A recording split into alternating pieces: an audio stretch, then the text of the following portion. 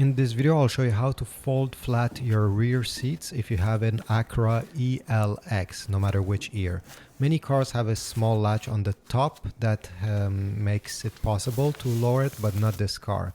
This model doesn't even have a pass-through through the armrest. Alright, first thing, make sure that the seats are pushed forward slightly, so the seats have space to fall down.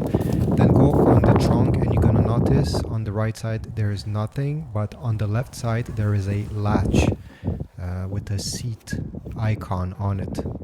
You see? All you have to do is to pull on it and the seat should fall down simply by pulling. But over here you see the latch is broken, and maybe yours is broken as well. So what should you do in case the seats are not folding down? Well, you have to pull on the latch, and at the same time you should push the rear bench with your hand.